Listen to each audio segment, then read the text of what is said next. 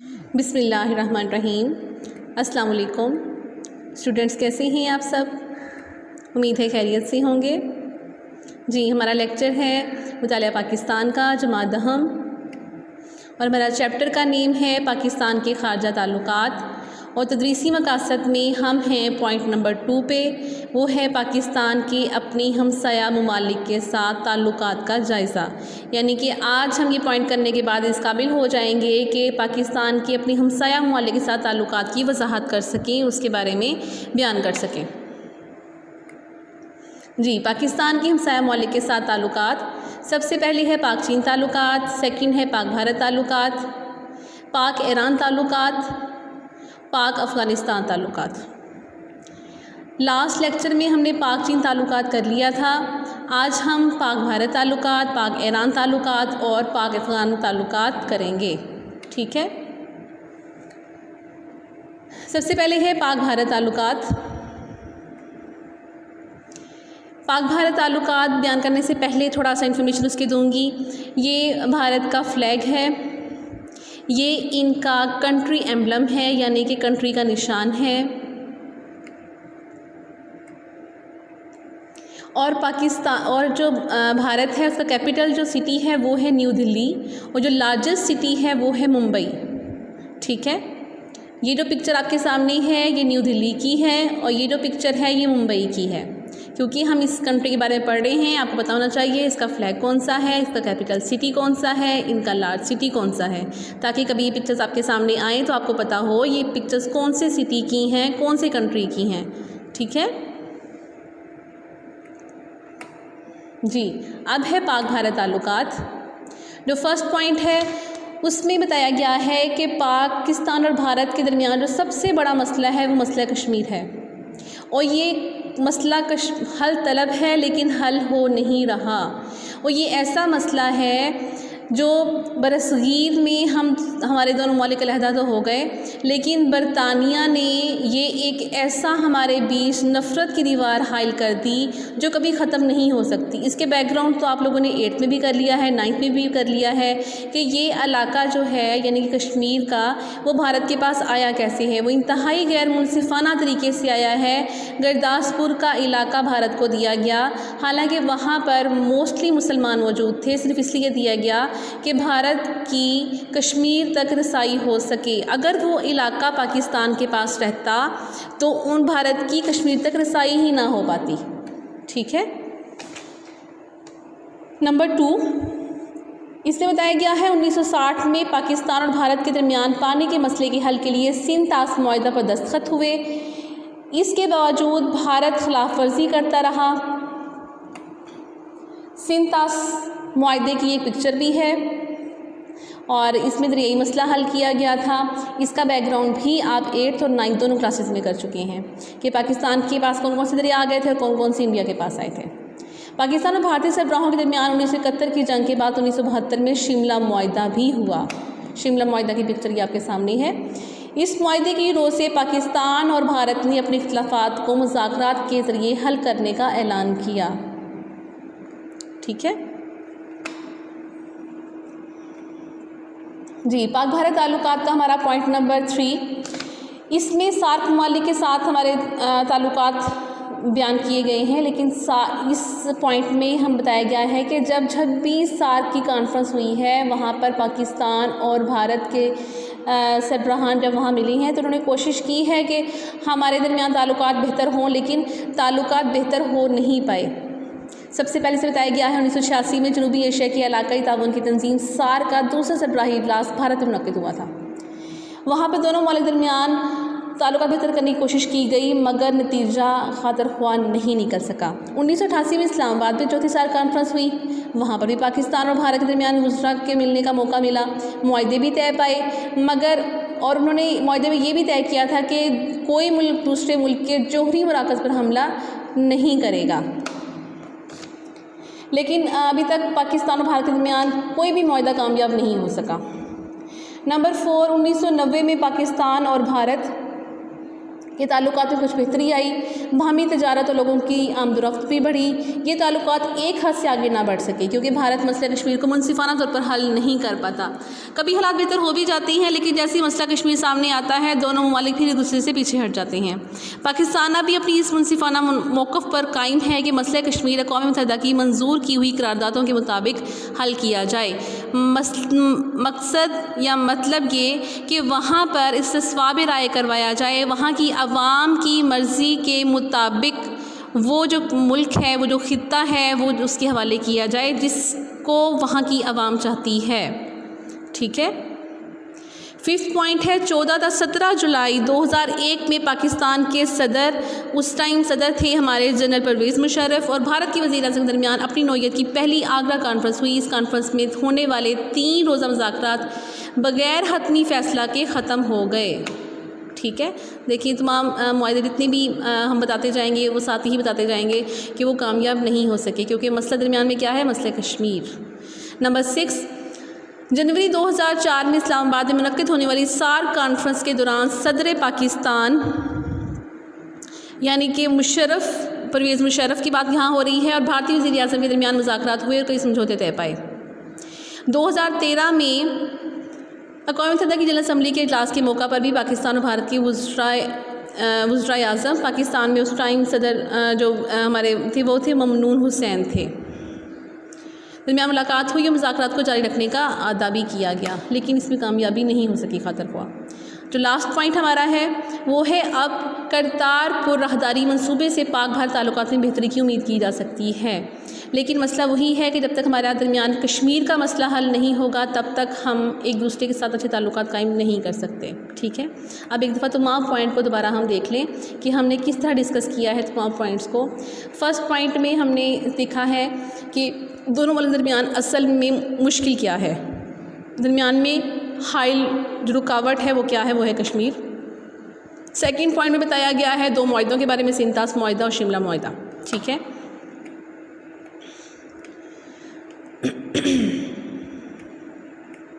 जो मेरा third point है उसमें सार्क कॉन्फ्रेंस जब हुई हैं तब जब दोनों वज़ीर-ए-आज़म या सदर की मुलाकात हुई तब हालात किस तरह हुए, मुआहदे हुए लेकिन कामयाब नहीं हो सके। इसी तरह 1990 में बताया गया कि वहाँ तब भी बेहतरी लाने की कोशिश की गई और वहाँ पर काफ़ी हालात बेहतर भी हुए, लेकिन भारत हमेशा पीछे हट जाता है क्योंकि वो उसकी मुनसिफाना तरीके से उसका हल नहीं चाहता। और 5th में वही दोबारा आगरा कॉन्फ्रेंस हुई थी और 3 रोज़ा मुज़ाकरात हुए लेकिन वो कामयाबी से हमकिनार नहीं हो सके। नंबर 6 में दोबारा फिर सार्क कॉन्फ्रेंस जब हुई और अक़वाम मुत्तहिदा जनरल असम्बली के इजलास के मौका पे भी दोनों ममालिक के वज़ीर-ए-आज़म के दरमियान बात हुई लेकिन मुज़ाकरात का कोई सही हल नहीं आता। और 7th पॉइंट में करतारपुर राहदारी मंसूबे के बारे में बयान किया गया है। ठीक है। अब नेक्स्ट हमारा जो ताल्लुक़ है जो हम बयान करेंगे वो है पाक ईरान ताल्लुकात। ये ईरान का फ्लैग है, ये उनका कंट्री एम्बलम है यानी कि इसका निशान है, और कैपिटल जो सिटी है ईरान का वो है तेहरान, और जो इसकी ऑफिशियल लैंग्वेज है वो है पर्शियन। और ये तेहरान की एक पिक्चर है उसकी सिटी की, ये आपके साथ शेयर की गई है। जी, पाक ईरान ताल्लुकात फर्स्ट जो पॉइंट है उसमें है 1947 में ईरान ने पाकिस्तान को सबसे पहले तस्लीम किया। ये बहुत बड़ी बात है ये, और शॉर्ट क्वेश्चन भी अच्छा है कि सबसे पहले पाकिस्तान को किसने तस्लीम किया था, तो किसने तस्लीम किया था, ईरान ने। ईरान और पाकिस्तान दोनों इस्लामी एशियाई ममालिक होने के साथ साथ पड़ोसी ममालिक भी हैं और दोनों ममालिक गहरे तारीख़ी, मजहबी और सकाफ़ती रिश्तों में मुंसलिक भी हैं। जी, हमारा जो सेकंड पॉइंट है उसमें बताया गया है कि पाकिस्तान के वज़ीर-ए-आज़म ने ईरान का दौरा 1949 में किया था, जिसके जवाब में 1950 में शाह ईरान ने भी पाकिस्तान का दौरा किया था। दोनों ममालिक के दरमियान तजारती सकाफ़ती समझौते भी हुए और दिफा के शोबे में भी ताउन किया गया।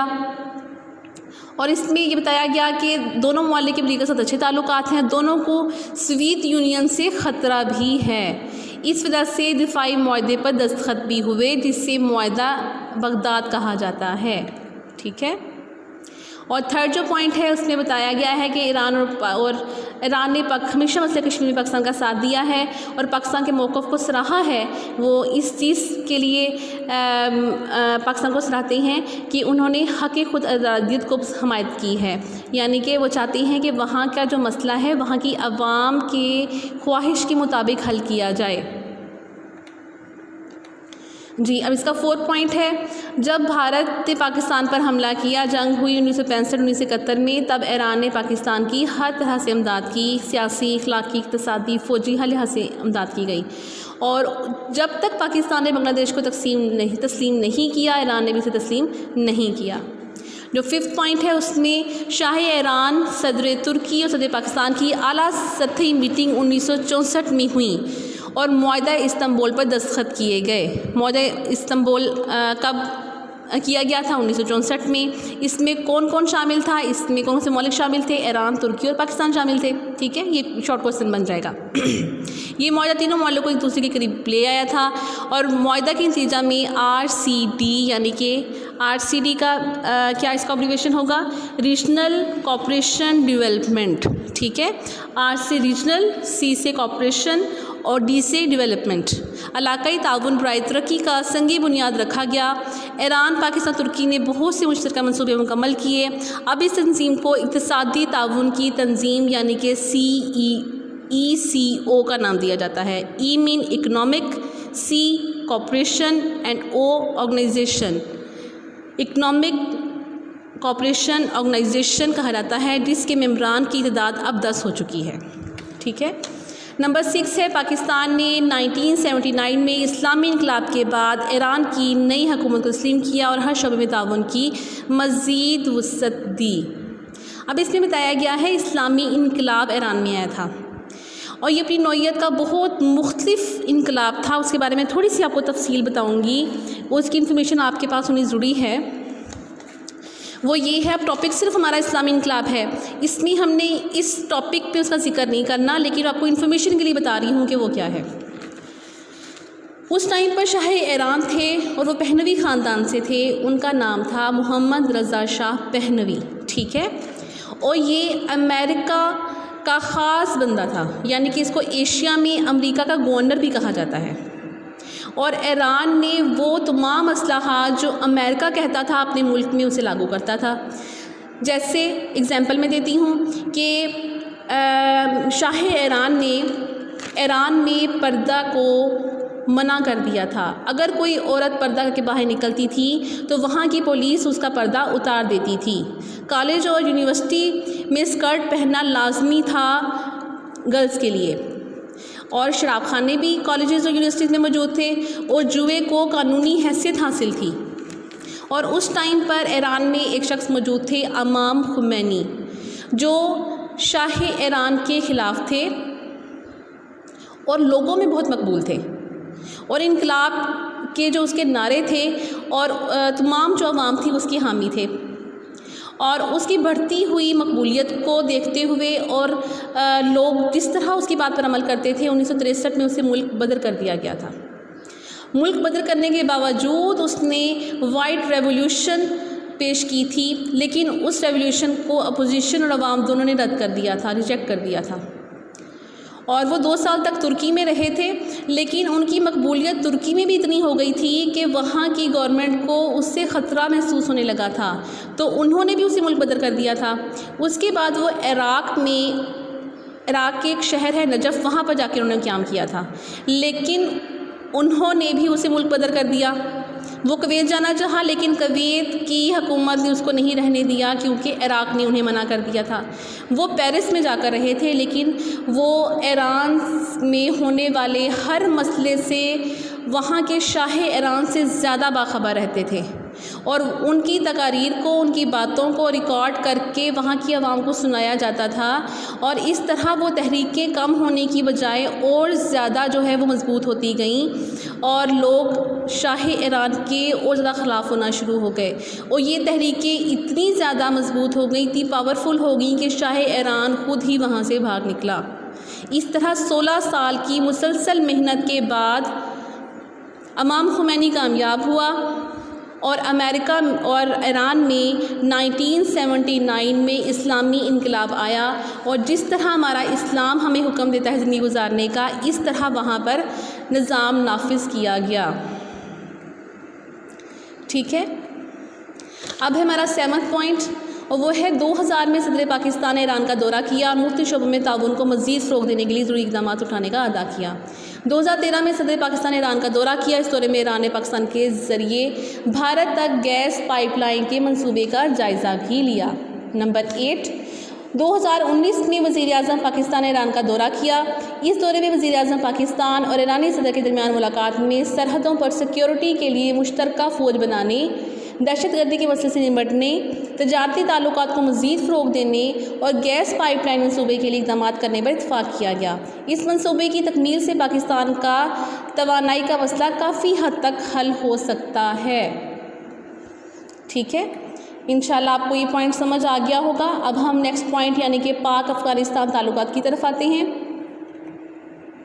जी, ये अफ़गानिस्तान का फ़्लैग है, ये इसका कंट्री एम्बलम है, कैपिटल सिटी है अफ़गानिस्तान का काबुल, और यहाँ की ऑफिशियल लैंग्वेज है पश्तो, और ये काबुल की सिटी की पिक्चर है, बहुत कलरफुल है, बहुत खूबसूरत पिक्चर है। जी, अब है पाक अफ़गानिस्तान ताल्लुकात। जो फर्स्ट हमारा पॉइंट है वो है अफ़गानिस्तान पड़ोसी इस्लामी और एशियाई मुल्क है। दोनों मुल्क के दरमियान कदीम मजहबी, तारीख़ी, सकाफ़ती, नस्ली और जोग्राफियाई रिश्ते मौजूद हैं। पाकिस्तान में वजूद में आए तो दोनों मुल्क में ताल्लुकात का आगाज़ खुशगवार नहीं था। अफ़गानिस्तान ने पाकिस्तान को बड़ी देर से तस्लीम किया, हालांकि मुस्लिम कंट्री था तो ये एक्सपेक्टेशन थी कि जल्दी कबूल करेगा, लेकिन फरवरी 1948 में सफ़ारती ताल्लुकात की इब्तिदा हुई थी। और ये जो थर्ड पॉइंट है इसे ज़रा ख्याल से इसे समझिएगा। ठीक है, यहाँ पर पाकिस्तान का लफ्ज़ यूज़ नहीं किया गया। ठीक है, यहाँ पर बताया गया है बरतानवी हिंद और अफ़गानिस्तान के दरमियान। ठीक है, बरतानवी हिंद यानी कि जब पाकिस्तान और भारत दो अलग मुल्क नहीं बने थे, बरतानवी हिंद का लफ्ज़ इसलिए इस्तेमाल किया गया है। ठीक है, बरतानवी हिंद अफ़गानिस्तान के दरमियान बॉर्डर के तयन के मसले को हल करने के लिए 1893 में सेक्रेटरी वज़ारत ख़ारजा हुकूमत हिंद सर ड्यूरन ने अफ़गान बादशाह अमीर अब्दुर्रहमान से मुज़ाकरात किए और एक मुआहिदा लिखा गया। इसकी रोज़ से सरहद का हतमी तयन किया गया। अफ़गानिस्तान ने ड्यूरन लाइन को बैन-अक़वामी सरहद मान लिया। ठीक है, यहाँ पर पाकिस्तानी मसला हल नहीं किया था। उस टाइम जो कब्ज़ा था वो बरतानिया का था। बरतानवी हिंद ने ये मसला हल किया था 1893 में, और जो उन्होंने सरहद का हतमी तयन किया था, अफ़गानिस्तान ने उसे ड्यूरन लाइन मान लिया था। उसे ड्यूरन लाइन के नाम से उसको अब माना जाता है, याद किया जाता है। इसका जो 4 पॉइंट है, अफ़गानिस्तान चारों तरफ से खुश्की में घिरा हुआ मुल्क है, इसे समंदर तक रसाई हासिल नहीं है, और इस वजह से दूसरे ममालिक के साथ तजारती ताल्लुकात कायम करने में अफ़गानिस्तान को काफ़ी दुश्वारी पेश आती है। इन हालात को देखते हुए पाकिस्तान ने अफ़गानिस्तान को राहदारी की सहूलत देने का ऐलान किया। इस तरह उनके ताल्लुकात में बहुत अच्छी और बड़ी बेहतरी तब्दीली आई। कराची की बंदरगाह से सामान लाने और ले जाने की इजाज़त दे दी गई। नंबर 5, अप्रैल 1978 में अफ़गानिस्तान में एक फ़ौजी इनकलाब और दिसंबर 1979 में रूसी फ़ौज के अफवाज के अफ़गानिस्तान में दाखिले से ताल्लुकात में दोबारा तल्खी पैदा हो गई। अफ़गानिस्तान हुकूमत ने मुखालफिन को कुचलने के लिए रूसी फ़ौज को वसीम पैमाने पर इस्तेमाल किया, जिसकी वजह से लाखों अफ़गान बाशिंदे अपना घर छोड़कर पनाह हासिल करने के लिए पाकिस्तान में दाखिल हुए। पाकिस्तान की हुकूमत ने इंसानी और इस्लामी जज्बे के तहत उन्हें पनाह दी। जी, जो 6 पॉइंट है वो है 11 सितंबर 2001 में जब वर्ल्ड ट्रेड सेंटर का वाक़या रुनमा हुआ था, वो उसके बारे में आप अच्छी तरह जानते होंगे। अफ़गानिस्तान में तालिबान की हुकूमत ख़त्म कर दी गई और वहाँ नई हुकूमत कायम हो गई। हुकूमत पाकिस्तान ने नई हुकूमत के साथ भी ताउन का ऐलान किया और उनकी माली इमदाद भी की और मज़ीद इमदाद देने का भी वादा किया। नंबर 7, 2019 में अफ़गानिस्तान के सदर ने पाकिस्तान का दौरा किया और वज़ीर-ए-आज़म पाकिस्तान से मुलाकात की। इस मौका पर दोनों रहनुमाओं ने खित्ते में अमन और खुशहाली के लिए मिलकर काम करने, तजारती राहदारी और बाहमी तजारत में हायल रुकावटों को दूर करने पर इत्तफ़ाक़ किया। मुस्तक़बिल में दोनों मुमालिक के दरमियान अच्छे ताल्लुकात की तवक्को की जा रही है। जी, हमारा आज का लेक्चर एंड हो गया है। उम्मीद है आपको समझ आ गई होगी और आप इसे अच्छे से तैयार करेंगे। बहुत इम्पोर्टेंट है ये। और ओके, जज़ाकल्लाह, अल्लाह हाफ़िज़, अपना ख्याल रखिएगा।